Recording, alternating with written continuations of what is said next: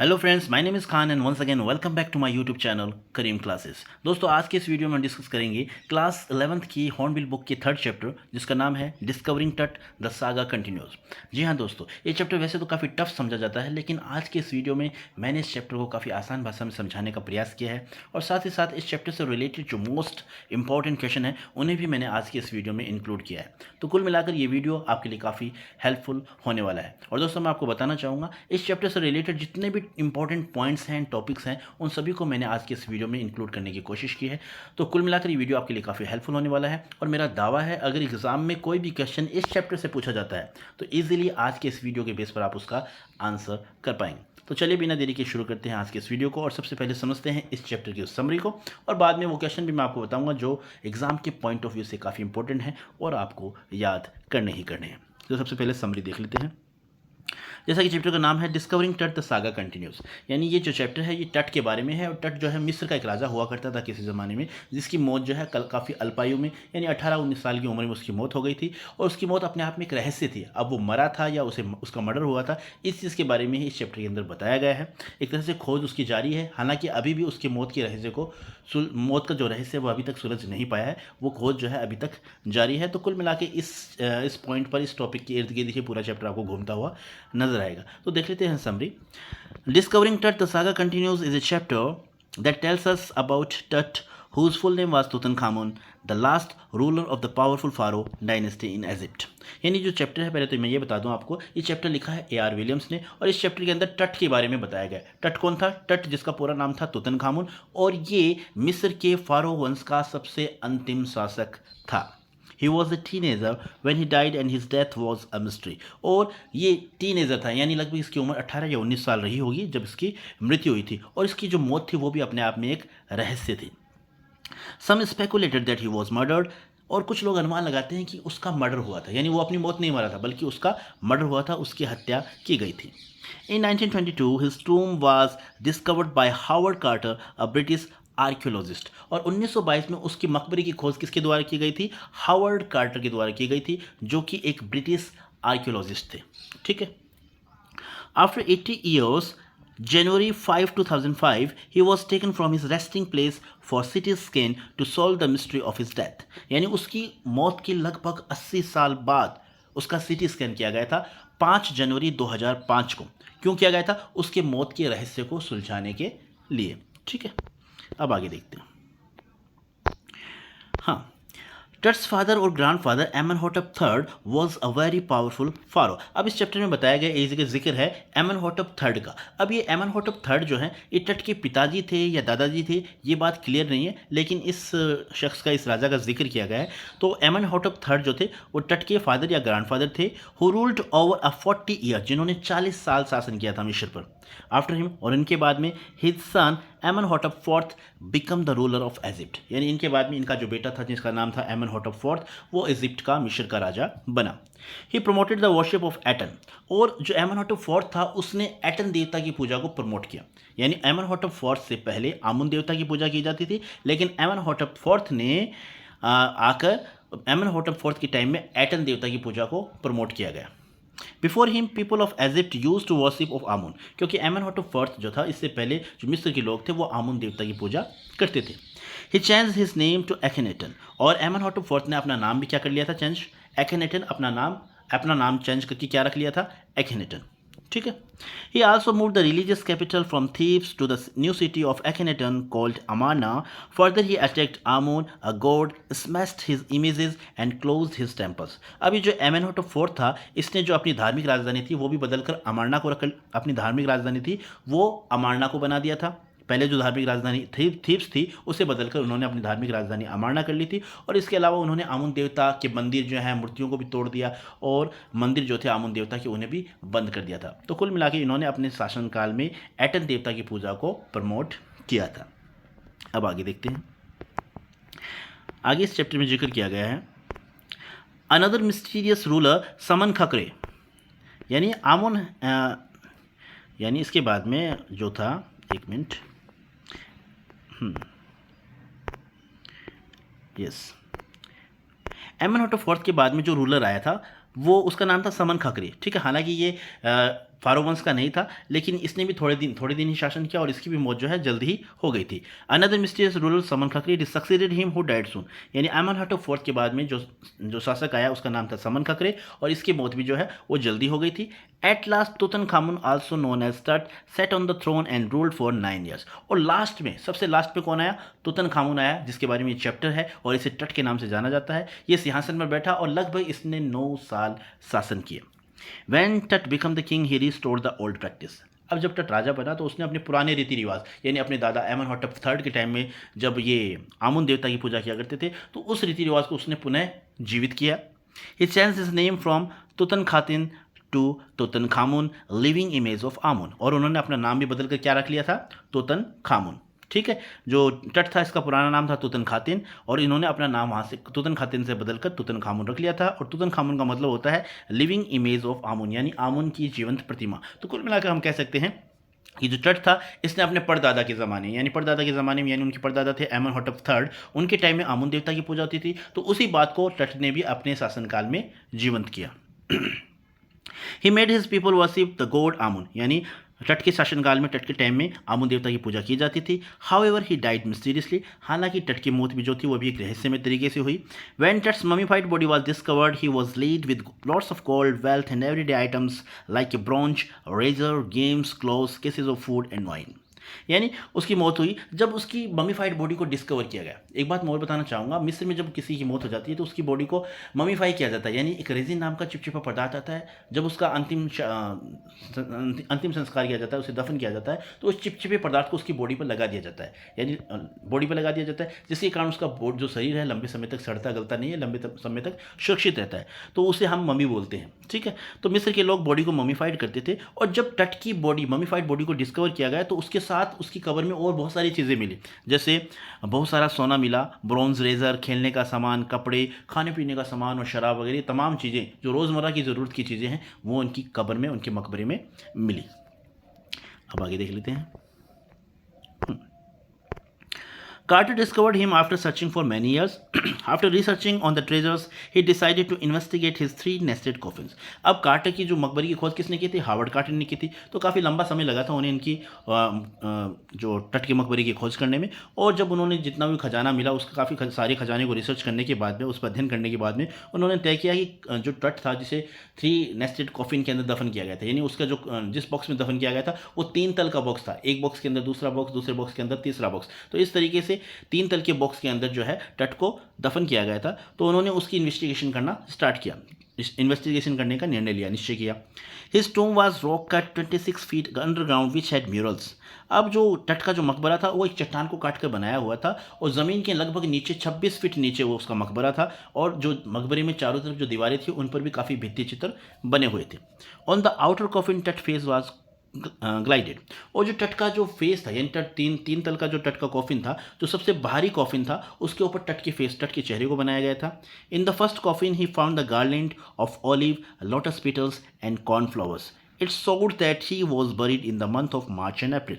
अब जब first coffin को देखा गया तो फर्स्ट कॉफिन के अंदर क्या क्या चीज़ें मिली उन्हें?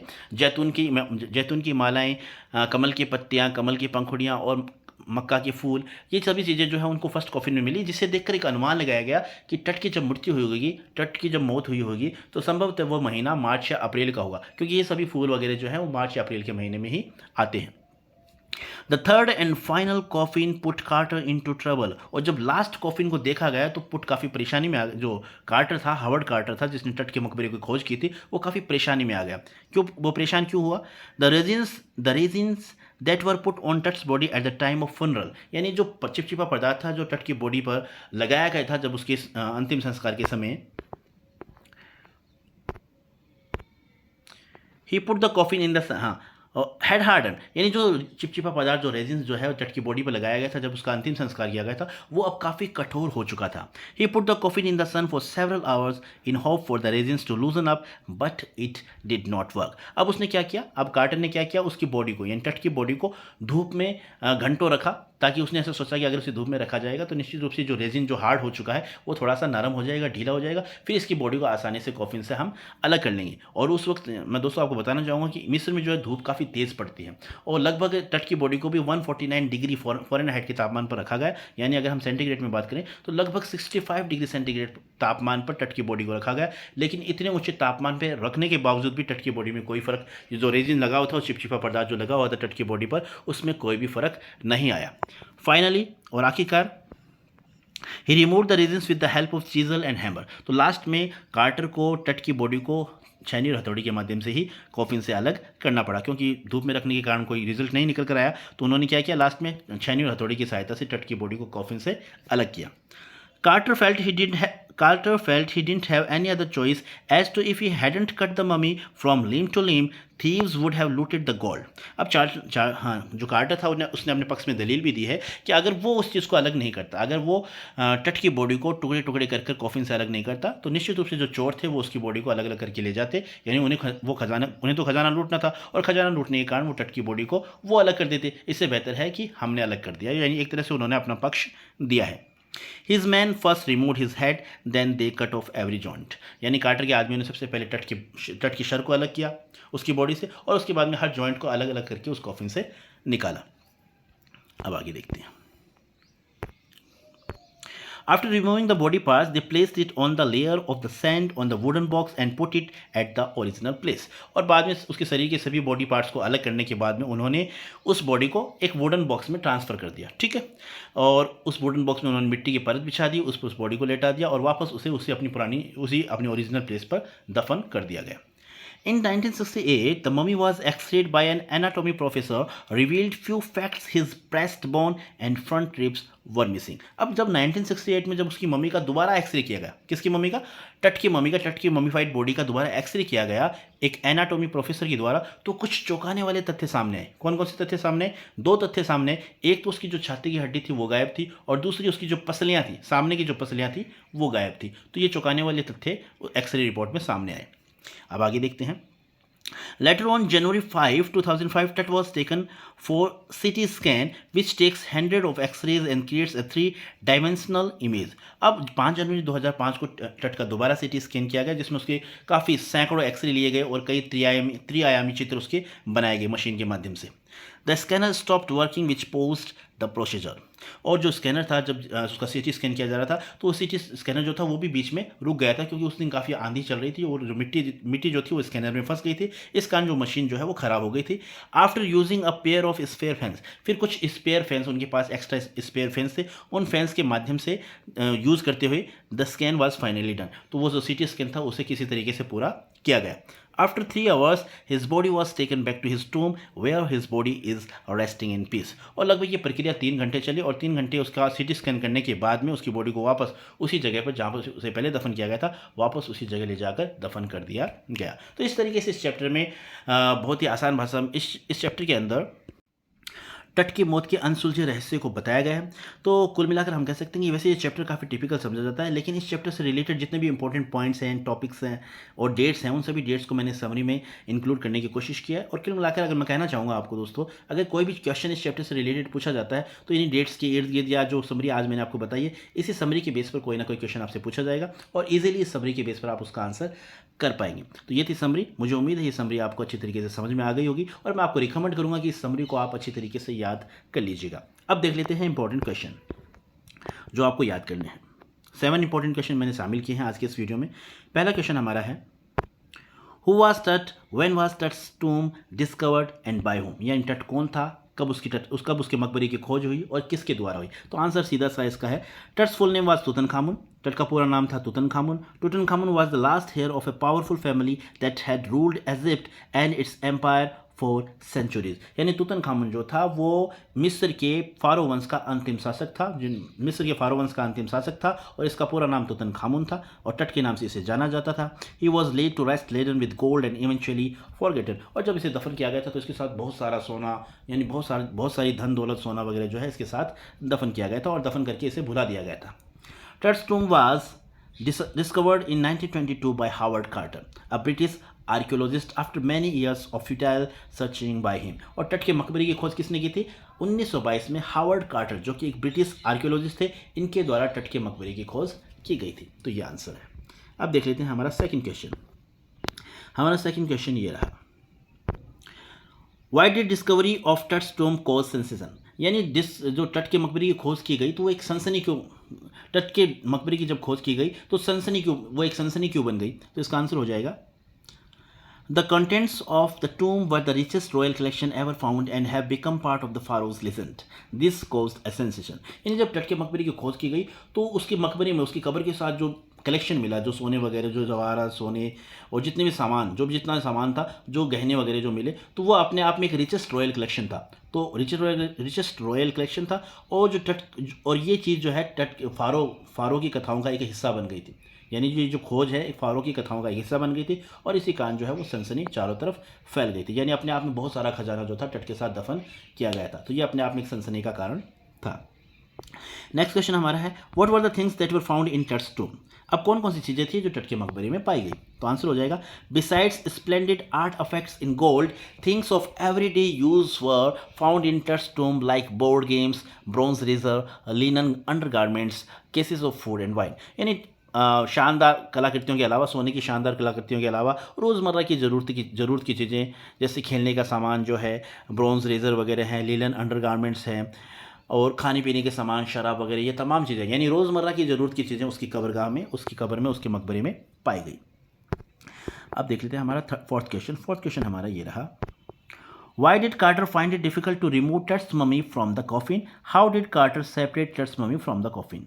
यानी why did Carter find it difficult to remove Tut's mummy from the coffin? Coffin से टट की मम्मी को रिमूव करने में कार्टर को तकलीफ क्यों हुई? एक तो ये, और दूसरा, और उसने कार्टर जो टट की मम्मी को कॉफिन से किस तरीके से अलग किया? तो दो क्वेश्चन है, इनके आंसर इस तरीके से देने हैं आपको। The resins that had been put on Tut's body during his funeral had become hard. तो उसे तकलीफ क्यों हुई? क्योंकि जो रेजिन, जो चिपचिपा पदार्थ था, जब टट की बॉडी पर लगाया गया था, जब उसे दफन किया गया था, उसकी बॉडी को ममीफाइड किया गया था, तो जो चिपचिपा पदार्थ टट की बॉडी में लगाया गया था वो काफ़ी कठोर हो चुका था। It stuck the body to the coffin, और इसने शरीर को कॉफिन से चिपका दिया था। यानी कॉफिन और शरीर आपस में इस चिपचिपे पदार्थ के कारण चिपक चुके थे। At first Carter try to use the sun to loosen the resins but nothing budge. और शुरू में स्टार्टिंग में कार्टर ने कोशिश भी की कि उस डेड बॉडी को उसने धूप में रखा ताकि जो रेजिन जो है, वो चिपचिपा पदार्थ है, वो थोड़ा ढीला हो जाए, लेकिन धूप में रखने से कुछ फ़र्क नहीं पड़ा। Then he had to chisel away the resins to remove the body. और आखिरकार तंग आकर उन्होंने छेनी हथौड़ी के माध्यम से उस बॉडी को कॉफिन से अलग करना पड़ा। ठीक है, यानी कैसे किया अलग? तो आप कह सकते हैं कि छेनी और हथौड़ी के माध्यम से उन्होंने रेजिन को बॉडी से अलग किया।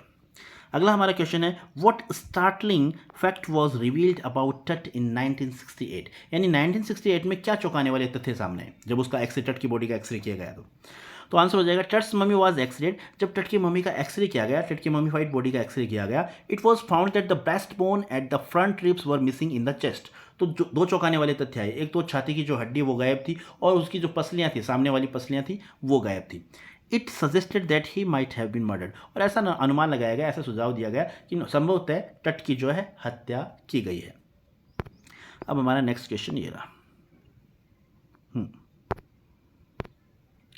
टट्स body was buried along with gilded treasures, why. अब टट की बॉडी को सोने के खजाने के साथ दफन किया गया, क्यों? ऐसा क्यों था कि टट की बॉडी को खजाने के साथ दफन किया गया? तो आंसर हो जाएगा, the royals of ancient Egypt were fabulously rich. यानी जो शाही खानदान था वो काफ़ी धनी हुआ करता था मिस्र का। दे थॉट, उन्होंने ऐसा सोचा, that they could take away some of their riches after their death. यानी उनका विश्वास मौत के बाद में भी उनका विश्वास था, यानी मरने के बाद में उनका ऐसा विश्वास था कि मरने के बाद में इंसान की आत्मा दूसरे शरीर में प्रवेश कर जाती है। एक तरह से मरने के बाद में भी ज़िंदगी होती है, ऐसा उनका विश्वास था। और मरने के बाद में रोज़मर्रा की ज़रूरतों की चीज़ें होती हैं, जो इंसान को इनकी ज़रूरत होती है, तो इस कारण ऐसा उनका विश्वास था। इसलिए it was because of this belief, और इस विश्वास के कारण ही दैट टट body was buried along with treasures. तो टट की बॉडी को जो दफन किया गया, तो उसके साथ खजाने को भी दफन किया गया। खजाने में जितनी भी रोज़मर्रा की चीज़ें हैं, जितना भी खजाना था उसके पास, उस खजाने के एक हिस्से को उसके साथ दफन किया गया। अगला हमारा क्वेश्चन है, why did the boy king change his name from Tutankhaten to Tutankhamun. यानी टट ने, जो टट का ओरिजिनल नेम था वो तुतनखातन था, और उन्होंने तुतनखातन से अपना नाम चेंज कर लिया था तुतनखामुन। तो ऐसा क्यों? इसका आंसर हो जाएगा, The previous king Amenhotep IV had made his people worship the sun god Aten in place of Amun. यानी जो तट से जो पहले राजा हुए थे एमनहोटेप फोर्थ, उन्होंने क्या किया था, उन्होंने उनके टाइम में एटन देवता की पूजा की जाती थी, यानी उनसे पहले आमुन देवता की पूजा की जाती थी, लेकिन एमनहोटेप फोर्थ ने आमुन की जगह एटन देवता की पूजा को प्रमोट किया। Amun was a major god in ancient Egypt. अब मिस्र में आमुन जो था उसे भी एक प्रमुख भगवान का दर्जा था। व्हेन टट बिकम द किंग, अब जब टट जो है तुतनखामुन जो राजा बना, ही रिस्टोर्ड द ओल्ड प्रैक्टिस, तो उसने पुराने रीति रिवाजों को वापस जीवंत किया। यानी उसके परदादा के समय यानी एमनहोटेप थर्ड के समय आमुन देवता की पूजा की जाती थी, तो उसी रीति रिवाज को टट ने भी वापस जीवंत किया। He change his name from Tutankhamun to Tutankhaten to Tutankhamun, और उन्होंने अपना नाम तुतनखातेन से बदलकर क्या रख लिया, तुतनखामुन रख लिया। And started worshipping the god Amun, और आमुन देवता की पूजा करना उन्होंने शुरू किया। तो ये थे 7 क्वेश्चंस और समरी, जिससे मैंने काफ़ी आसान भाषा में समझाने का आपको प्रयास किया है। दोस्तों मुझे पूरी उम्मीद है आपको ये वीडियो पसंद आया होगा। दोस्तों अगर आपको मेरा वीडियो पसंद आया है तो प्लीज़ इसे लाइक कीजिएगा, अपने दोस्तों के साथ शेयर करिएगा, और ख़ासतौर से जो दोस्त जो आपकी 11th क्लास में हैं उनके साथ ज़रूर शेयर करिएगा। जल्दी मुलाकात होगी एक नई वीडियो में नए चैप्टर के साथ। Till then take care of yourself, keep watching, keep learning, and once again thank you, have a nice day.